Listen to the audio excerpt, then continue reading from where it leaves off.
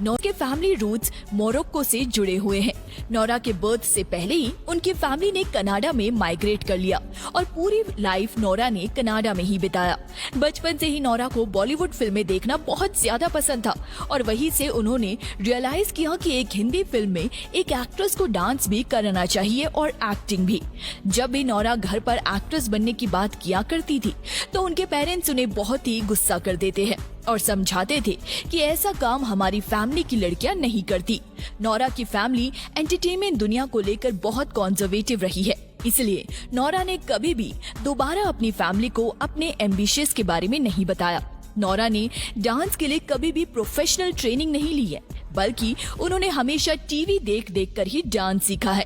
नौरा ने एक इंटरव्यू में बताया था कि वो डांस में बिल्कुल भी अच्छी नहीं थी, जिसके बाद उन्हें एक बड़े आर्ट स्कूल में स्कॉलरशिप भी ऑफर हुई और तब उनके लाइफ का ये सबसे बड़ा मूवमेंट था। नौरा को बस अपने माँ के सिग्नेचर चाहिए थे, पर उन्होंने कभी भी इस बात को माना ही नहीं कि उनकी बेटी एक परफॉर्मर बनेगी और वो चाहती थी कि नौरा अपने ग्रेजुएशन खत्म करके कोई ऑफिस में जॉब करे।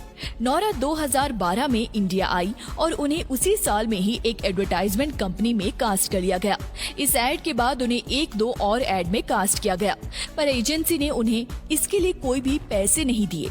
नौरा ने बताया कि उन्हें इस प्रोफेशन के बारे में ज्यादा नहीं पता था, तो एजेंसी के लोग इस बात का फायदा उठाते थे। नौरा को 20 लाख रुपए की पेमेंट की जानी थी, पर उनकी एजेंसी ने उन्हें वो पैसे भी नहीं दिए और उनका पासपोर्ट अपने पास ही रख लिया।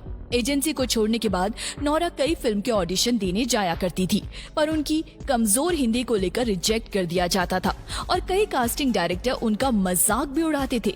एक कास्टिंग डायरेक्टर ने उन्हें ये भी कह दिया था कि तुम्हें अपनी कंट्री वापस चले जाना चाहिए, तुम जैसे लोग यहाँ बहुत है। फिर 1 साल के स्ट्रगल के बाद 2014 में नौरा को एक adventure film raw tigress of the Sundarban में कास्ट किया गया था, जहां उन्हें एक इम्पोर्टेंट रोल में देखा गया, पर बॉक्स ऑफिस पर यह फिल्म फ्लॉप रही और नौरा को वो पॉपुलैरिटी नहीं मिल पाई जैसा उन्होंने इमेजिन किया था। इस फिल्म के बाद भी उनका स्ट्रगल चलता रहा और उन्हें फिल्म के हर ऑडिशन पर रिजेक्ट किया जाने लगा। नौरा ने बताया कि हर ऑडिशन के लिए रात भर वो लाइन याद किया करती थी और सुबह ऑडिशन में उनकी हिंदी ठीक ना होने की वजह से उन्हें सभी रिजेक्ट कर देते थे।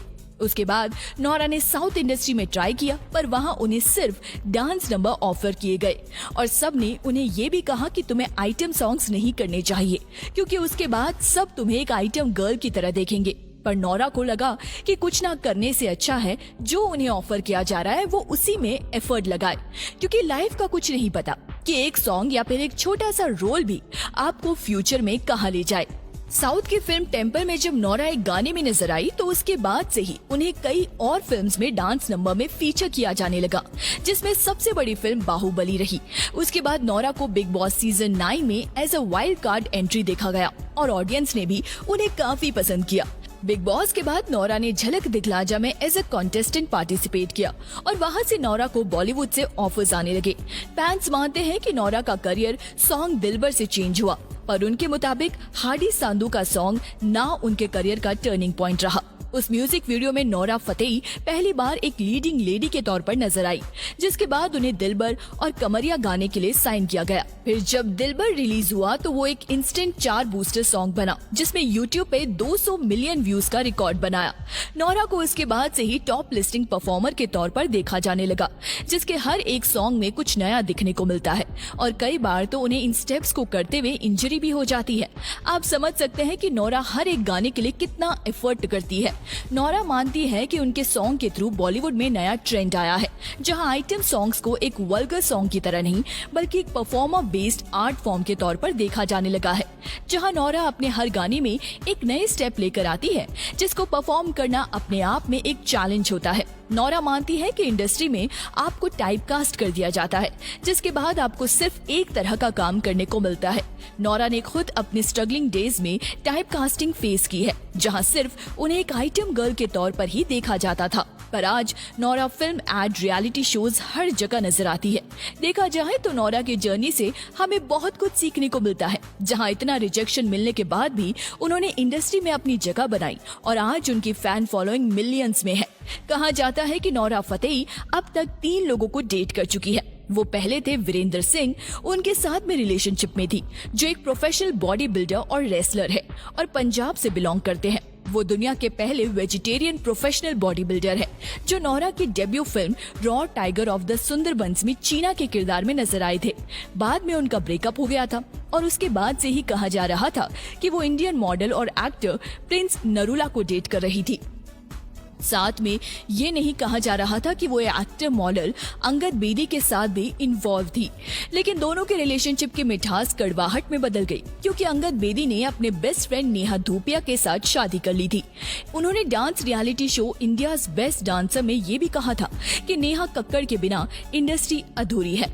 उन्होंने नेहा कक्कड़ के परफॉर्मेंस और सिंगिंग स्किल्स की तारीफ भी की थी और काफी सारे मीठे शब्द बोले थे और उनकी ये वीडियो सोशल मीडिया पर खूब वायरल हुई थी, जिस पर लोग उनसे सहमत नहीं थे, जिसके कारण ये बात एक नेक्स्ट लेवल पर चली गई थी क्योंकि इस पर काफी में मीम्स बनने लगे। नोरा फतेही को हमने dance show India's best dance में भी देखा था, जहां वो शो के जज भी बनी हुई थी।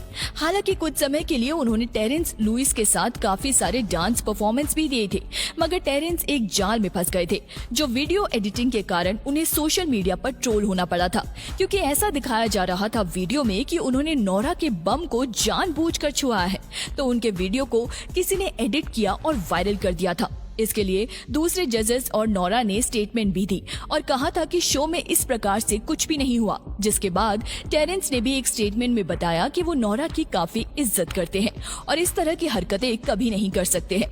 नोरा की फेवरेट फिल्म है स्टेप अप और सेव द लास्ट डांस। दोनों ही फिल्म्स डांस की थीम पर बेस्ड है और जब उन्हें फिल्म स्ट्रीट डांसर में एक रोल ऑफर किया गया तो उन्होंने फिल्म को उसी वक्त साइन कर लिया। फिल्म माई बर्थडे सॉन्ग में नोरा को as a lead actress cast किया गया। ये फिल्म एक साइकोलॉजिकल थ्रिलर है जिसमें संजय सूरी नोरा के अपोजिट नजर आए हैं। माई बर्थडे सॉन्ग फिल्म ज्यादा पॉपुलर नहीं हुई और ये फिल्म आज भी बहुत अंडररेटेड है। नोरा बिलीव करती है कि वो एक बहुत अच्छी कॉमेडियन है और एक दिन वो किसी कॉमेडी फिल्म का पार्ट भी बनना चाहेंगी।